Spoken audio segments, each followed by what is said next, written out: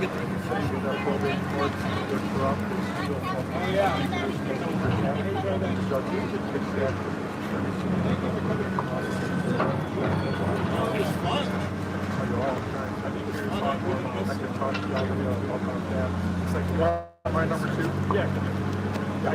morning.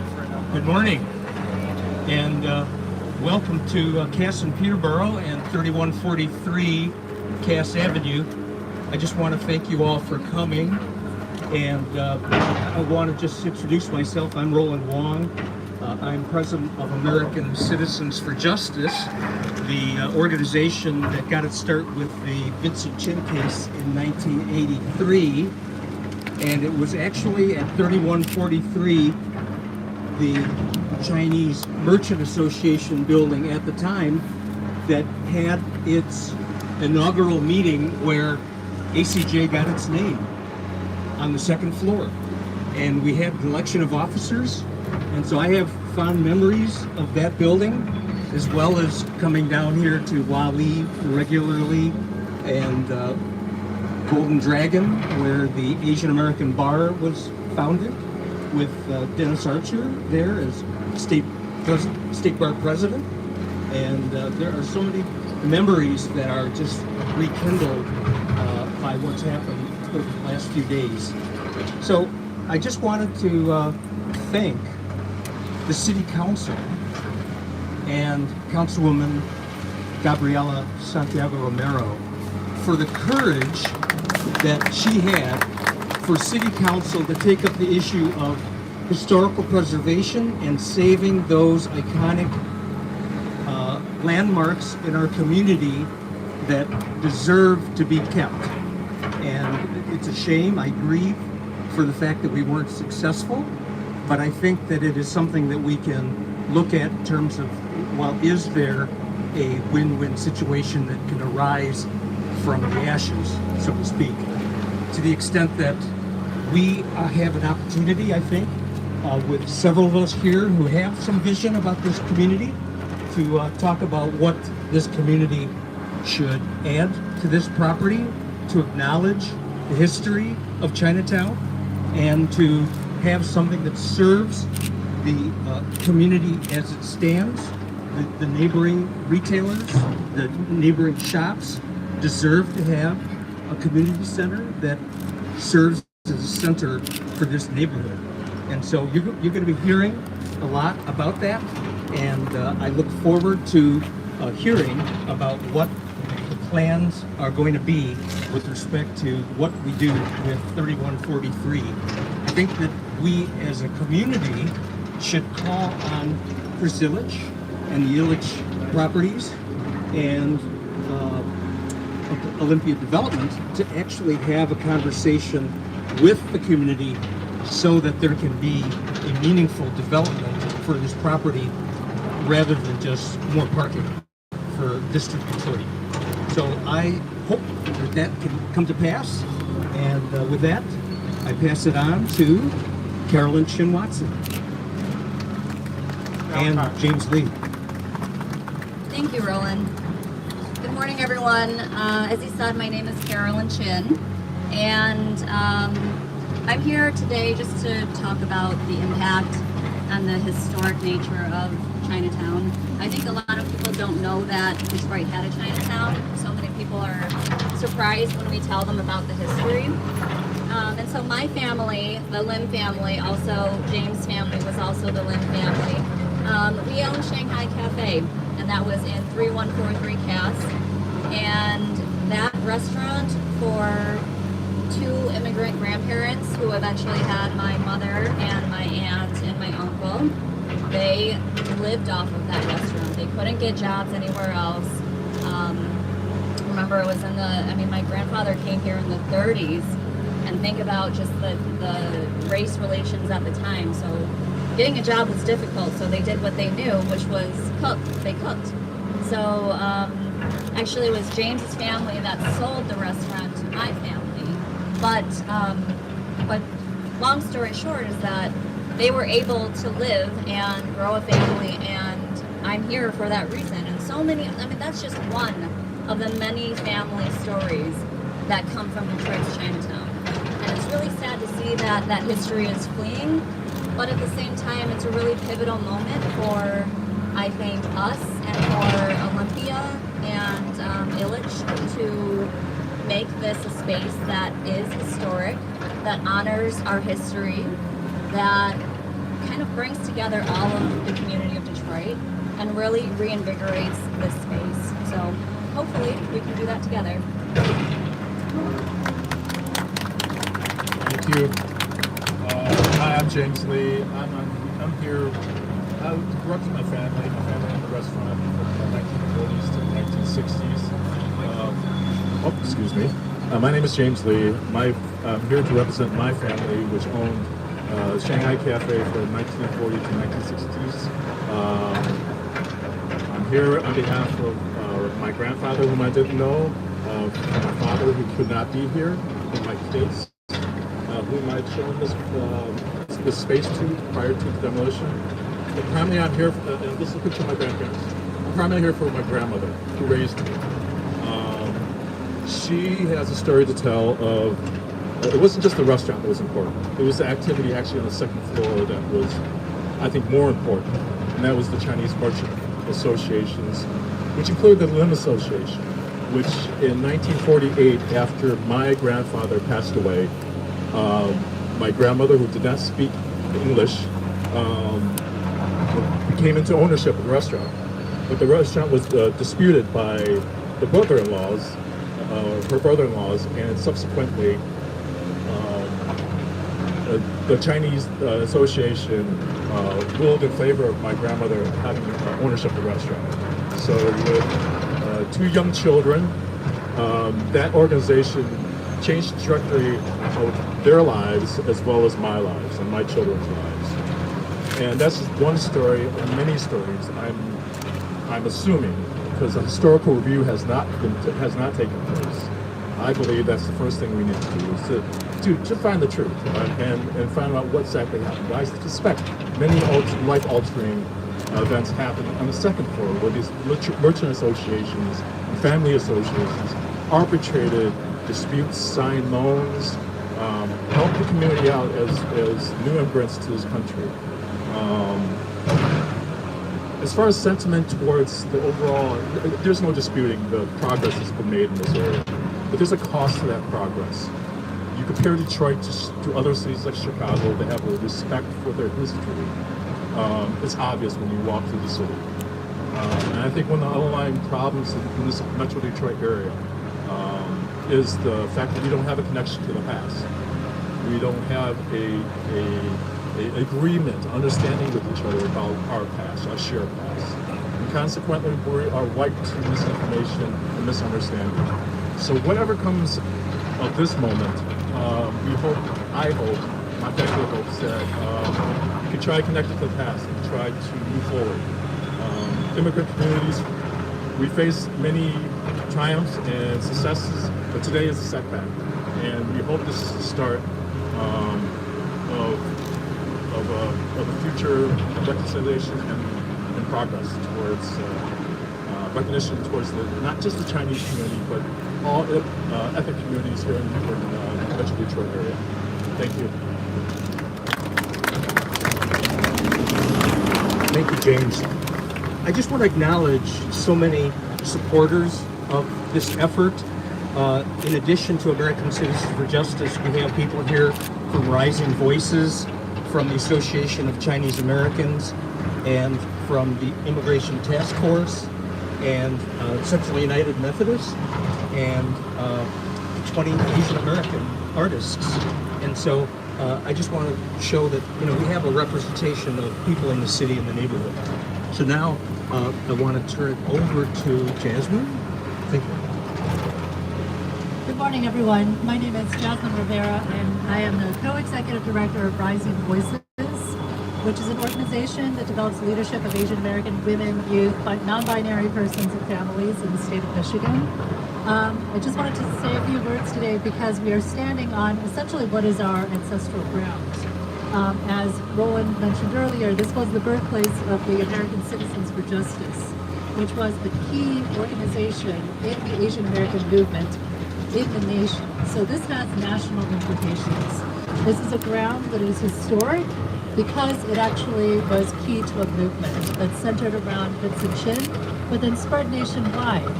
And the thing that was very unique and very powerful about the ACJ and what happened in Detroit is that it was a BIPOC effort. And so it was the Asian American community, the Black American community. It was a diverse coalition of people who fought for a cause.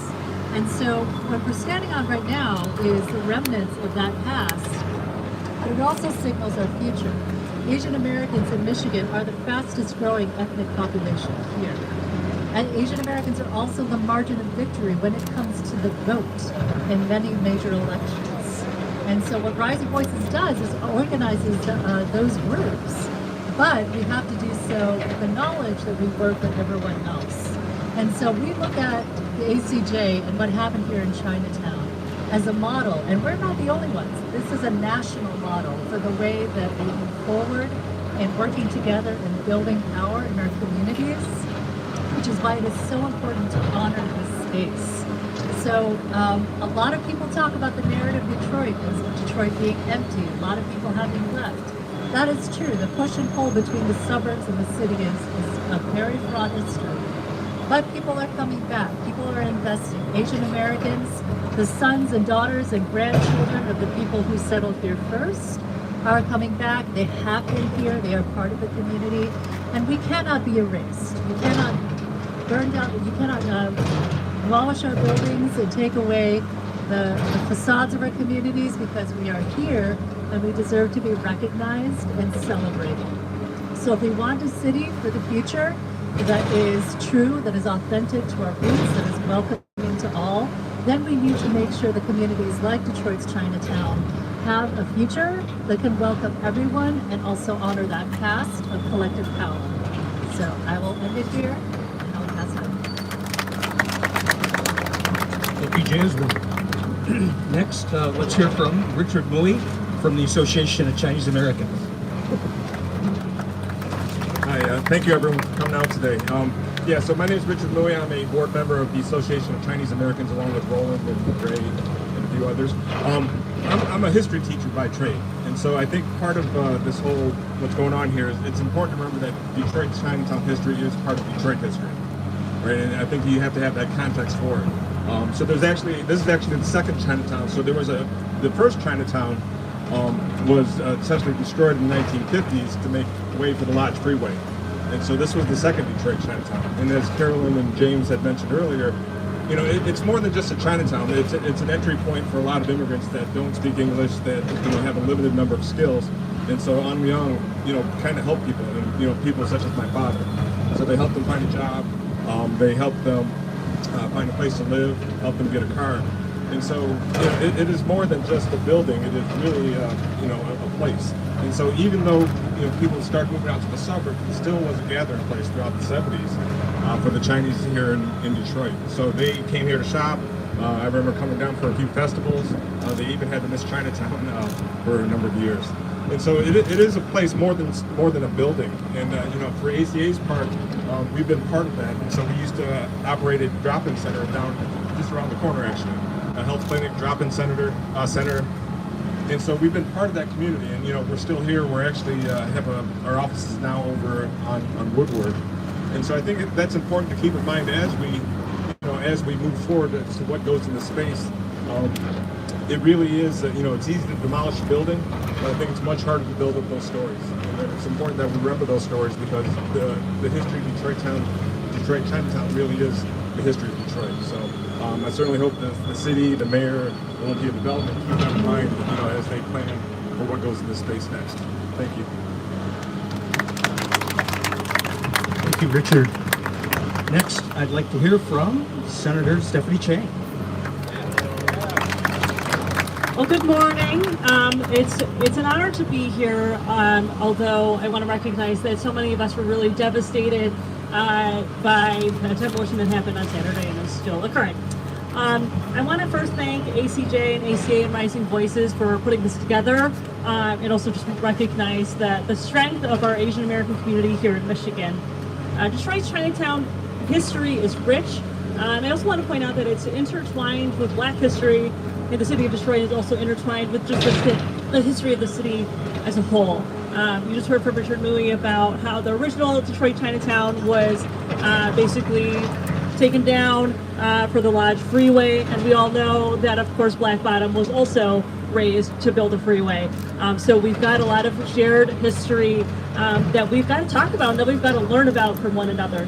When I was in college, I actually worked for a summer at ACA's Drop-In Center as a youth camp counselor. And so, you know, just over there, now the Peterborough Restaurant, but formerly ACA's Community Drop-In Center, and just remember just all of the joy that was there, and then also remember, you know, just absorbing a lot of the stories and the history that was surrounding us. And then I also remember, you know, fond memories of when a number of us started the Detroit Asian Youth Project back in 2004. And our very first meetings were actually in the On Leong building at Cass and Peterborough. And so knowing that there's so much that has happened on this block, in this area of the city that is so rich with history for Detroit's Chinese American community. And we've got to recognize it. We've got to make sure that it doesn't get erased, as Jasmine mentioned. And we've got to find ways to lift up its history. With all of the changes happening in Detroit and in this area in particular, I think it's more important now than ever to make sure that we're listening to the descendants of Detroit's Chinatown, as well as to the Asian American community that is here in Detroit, still to find ways to preserve the history before it is too late. Seeing the demolition on Saturday was devastating for many of us, but I really believe that the city and Olympia have an opportunity, if they choose to take it, to work hand in hand with the Asian American community, with the descendants of Detroit's Chinatown, to actually celebrate history and to recognize the importance of the community. I want to thank Councilmember Gabriela Santiago Romero, because it's not easy sometimes to take a stand for what you believe is right. So thank you for always doing that. There's an ongoing debate in our country right now, and Richard sort of alluded to this. There's an ongoing debate in our country right now about what kind of history do we teach. We've been watching the news, of course, with Florida, and across our whole country around what is the history that we teach our children. And obviously a lot of that conversation is centered around what do we teach in our classrooms. But we know that we also learn our history from our families and from the community and on our streets and our neighborhoods. And so I guess I really want to pose the question today is, what kind of history are we going to be teaching, and what kind of history are we going to be celebrating? I think that it's absolutely critically clear to me and so many of my colleagues in the legislature that we actually need to move forward on teaching Asian American history, Black history, Latino, Indigenous, Arab, and Chaldean history in our classroom. But that also really speaks to the need for us as community members to teach one another about the vibrant histories that we have here in the city of Detroit and here across Michigan. I feel a sense of optimism about our future. I feel a sense of optimism just seeing the folks who are here today, hearing stories from Carolyn and from James and from Curtis Chin, who's now in LA, and others who have strong roots here in Detroit. And there are so many possibilities for what can happen here. Whether it's an outdoor art exhibit or some type of community center or something that just recognizes how important Detroit Chinatown history is, I really urge Olympia and the city and everyone who has a stake here to really listen and do that historical review and make sure that we are not leaving people behind. Thank you. Thank you, Senator. I'd like to hear from Haig Oshigan of the Immigration Task Force, Detroit Immigration Task Force. Thank you, Ron. Hello, everyone. My name is Haig Oshigan. I am the co-chair of the Detroit City Council's Immigration Task Force. The task force is made up of community organizations, over 25 of them from across the city, representing Latino, Arab, Yemeni, Chaldean, Bengali, Afro-Caribbean, West African communities, and I'm here to say that this issue is not just the issue of the Chinese American community, it's the issue of all immigrant communities. In fact, it should be the issue of all Detroiters as well, not just any one group. I mean, we work with the mayor on a number of issues like Detroit ID, for example, and language access. And we were shocked to see how fast this thing went through. There was no reason to fast track this. Well, within a week of the issue coming up, there was every reason, in fact, given the city council's unanimous vote, to wait and talk through this thing, to wait actually and consult with the community. It's unfortunate. It's disappointing. You know, arrogance is not a good trait in politics. Neither is greed, neither is cynicism, and all three were at play here, unfortunately, at the expense of part of the history of this city. No, but I do want to look. We all want to look to the future and move forward on this. And in that light, you know, I think we don't just want a marker here. You know, I mean, you know what they call a place of markers for what used to be a line? They call it a cemetery. And you look around here, there's an empty, unmarked grave there, a plot there, and now there's a plot added to that as well. What should happen here is that this should become really a vibrant center of the community. This should be called Chinatown. This should be a place where we celebrate the contribution of the Chinese American community to the building of the city, as well as the contribution of all immigrants to making our city a great place to live. We are all gratified to see you all here, because the only way this will happen is if we all work together to hold the city and the Illiches accountable for the future of our city. And I hope you keep covering this story. I hope you make it a story, and we can work together to make all of this happen. Thank you. Thank you, Mike. Next, I call on Reverend Rowe and Art Park from Central United Methodist Church. Thank you. Thank you.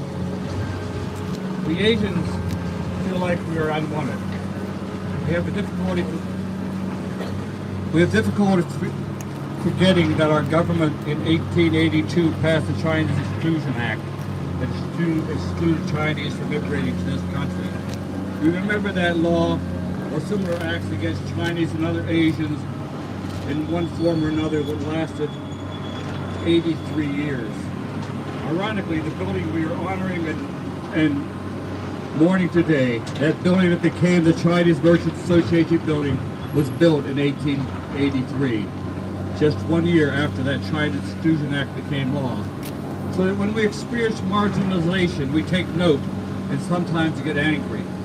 The thing about angry is it can turn to hate. But this is not the time for anger or hate.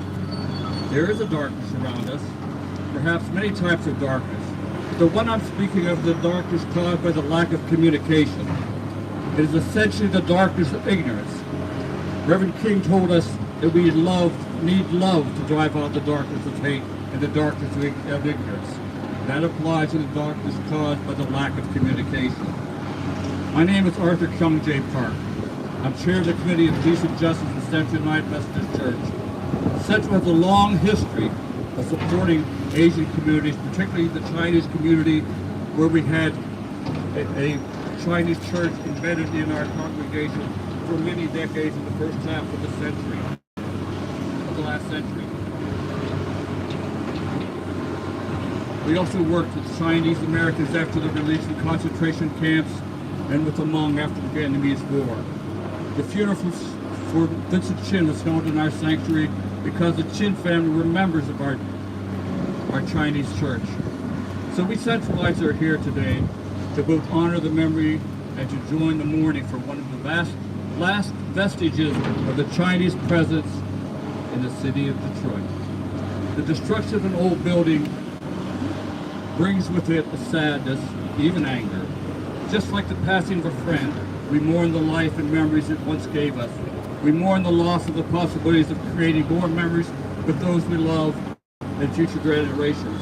For those we haven't shared those present moments or memories, it doesn't matter. Who cares? Empathy seems to be very scarce these days. So it is understandable how and why this demolition occurred. Even against the advice of the City Council, we still experience that profound loss. It's natural. Many might say Why make a fuss over an old crumbling building? The fuss is not so much over a building, but over the spiritual loss of a once alive and vibrant community. Our feelings of loss is not unlike that which the African American brothers and sisters felt when Black Bottom and Paradise Valley, Detroit's cultural and musical hub, were urbanized. Today, that community is rightfully and thankfully experiencing a rebirth. As a jazz lover, I wait in anticipation. Will there be a rebirth for the spirit of the Chinese American community? Is there a place for the Asian American community in Detroit? Earlier, I said empathy seems to be very scarce these days. Last evening, I went to pick up dinner at a popular restaurant. I found a parking space in front of the restaurant facing people waiting to eat. In front of me sat a man. He had a t-shirt that read, "I'm not saying I hate you, but I would unplug my life support to charge my phone." Is empathy dead?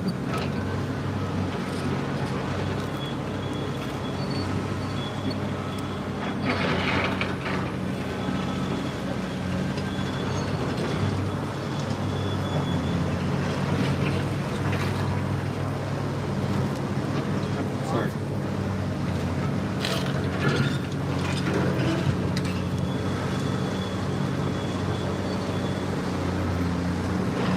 Is empathy dying in this country? Are we Asian Americans simply trying to hold on to our life support?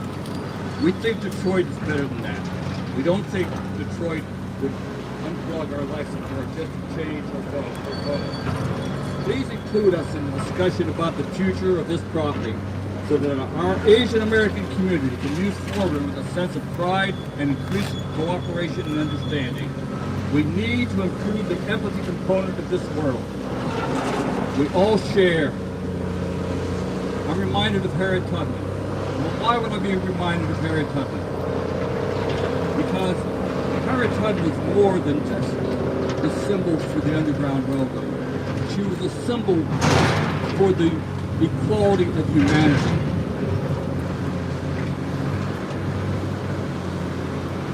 And all of us who yearn to be free, yearn to be accepted and respected, and yearn to be heard.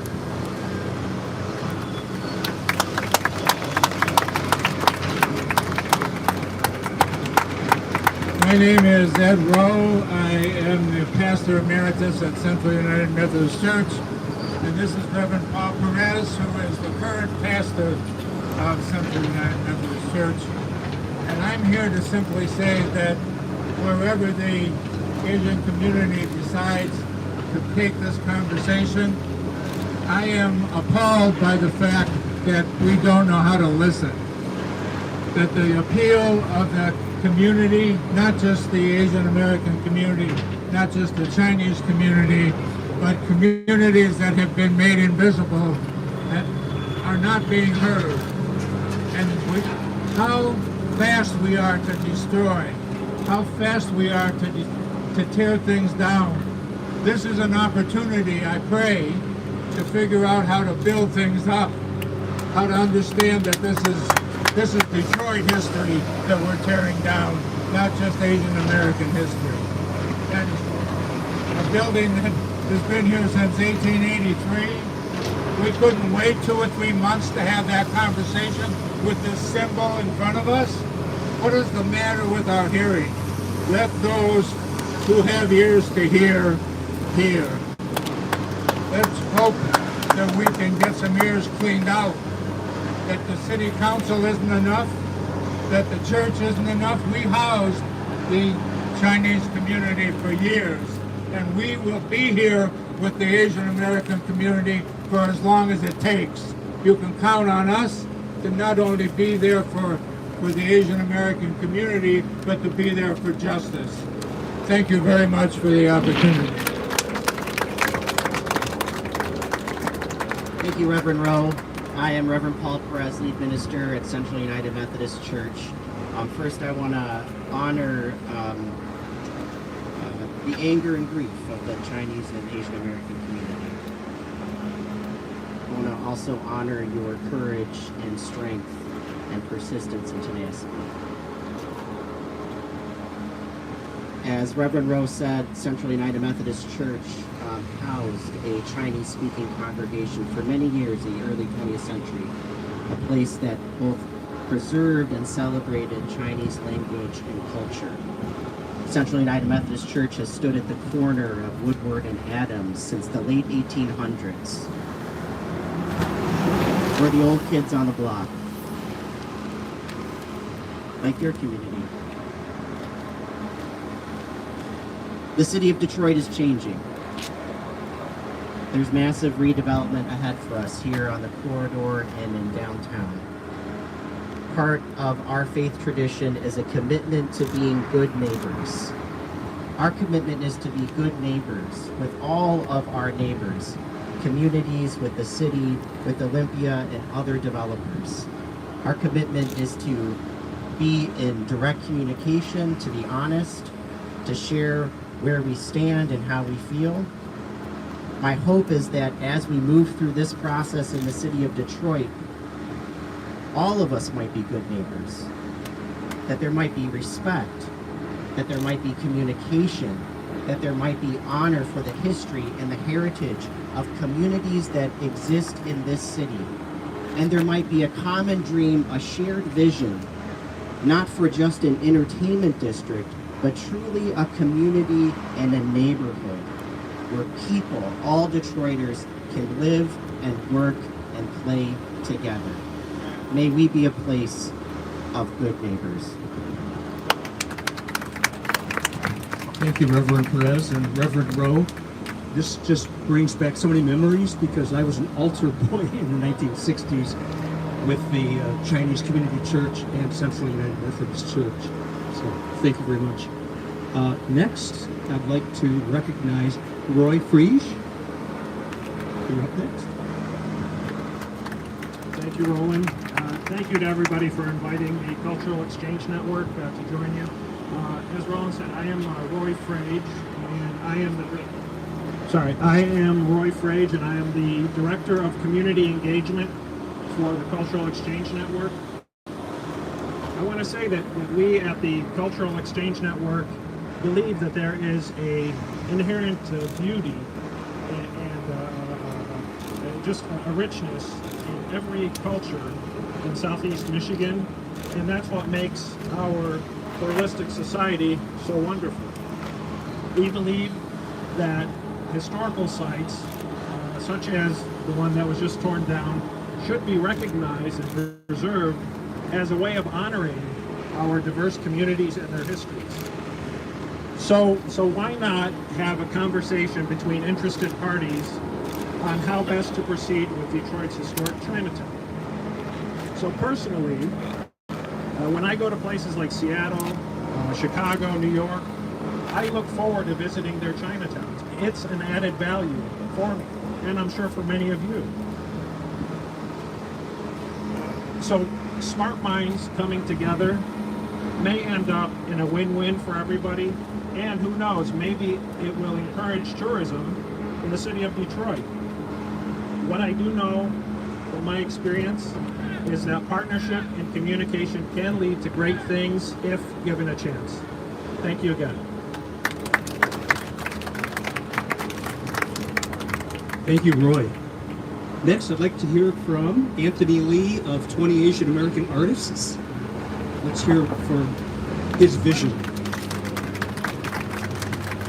Hello, good morning, everybody. My name is Anthony, also known as Tony Lee. I'm a local Detroit muralist, illustrator, curator. I used to run a gallery in Detroit called Hidden Gate, and I represent a group of 20 plus Asian American artists. Been in the city for like 13 years. Do a lot of work with Detroit Public Schools, Murals and Market, and just working in a gallery. Doing a lot of murals in the city. I transform communities and spaces. No, I transform spaces and bring people together through art. And you'd be surprised just how a little bit of color and attention and care can bring people together. And I think that's the opportunity we have here too. When I came here 13 years ago to the city to go to school. I came here looking for answers, coming to Chinatown, and I know more young kids will come here as well. So this is the opportunity that we could bring kids here, allow people to, inform kids about the history here. But we could have workshops, bring kids through art. If we had a community center or art galleries, people could have workshops and classes to learn Chinese history, spread art in general, just empower youth in general and tell them about in general the history around here. And yeah, I just think this is a great opportunity to bring people together in some kind of way. So I hope we seize that. Thank you, Anthony. Next, I'd like to hear from Councilwoman Gabriela Santiago Romero. Thank you. Hello, everyone. Good morning. There really isn't much more than I can say that hasn't already been said, but I do want to share that I'm an immigrant. I deeply understand the importance of knowing our history so that we don't repeat the wrongs of our past. And quite frankly, I did not expect the administration in Olympia to play hardball with history. I expected us to slow down a little, to have a conversation, to ensure that we have our Asian American leadership and community at front and center while we decide what is next. We understand that if this is dangerous, it has to go down. I get that. I chair dangerous buildings. I constantly hold our residents accountable to ensuring that their missing roofs and their broken windows are boarded up. Moving forward, we need to ensure Illegis and any other development company down here is protecting their properties. For myself, this is an unfortunate event that happened, but I am so grateful and feel hopeful that our Asian American community is willing to and wants to continue a conversation so that we can commemorate this space. And I know that I'm dedicated and committed to ensuring that we do designate Chinatown as historic. It is not yet, and we need to. It is a must. We have to do that moving forward, and we can do that. So my hope is that we continue to be able to work together, that we continue to uplift the history, and that the Illegis and the administration do reach out their hand, do work together with us, and that we do this as an opportunity to be able to build the future that we all want and that we all need. Thank you all so much for coming together so quickly, for uplifting your stories, and for ensuring that we make this into a positive, that we get something out of this, because we deserve so much more than just demolishing our history and leaving a plaque here as a remembrance. We need to continue to really uplift communities and engage with them. So thank you all so much for being here. Thank you all so much for putting this together. We will continue to fight to make this right, and I look forward to doing that. Thank you. Thank you, Councilwoman. With that, I'd like to let everyone have their say, if they wish, to talk about visioning for the community and how perhaps this person could be put to better use. Any thoughts on that? Okay. With that, I'd like to have you meet the people in the press and maybe have your comments, logged in, because I think it's important to have that community conversation as to what is going to happen with 3143 Cass. And we will be in touch with all of you, I think, to be part of that process of conversation with the developers in the city. And we should look forward to that conversation. So thank you very much for coming. And Find out if the press has any questions. oh, well, that's a good. I just wanted to do interviews afterward. Oh, okay. Okay. Any other questions to pose? Okay. Well, thank you very much. And oh, sure. Asian media and Dragon Eagle TV, API News Network, and from a Chinese community. And I'm really looking forward to this history to be maintained. It's very important. I want to thank you for Senator Chan, for the councilwoman, for Roland Wong, stand up for our community. I just want to say thank you very much. And we want the history maintained. Thank you very much. Thank you. Thank you very much, and thank you all for coming. And have a good morning and afternoon. So, thank you very much.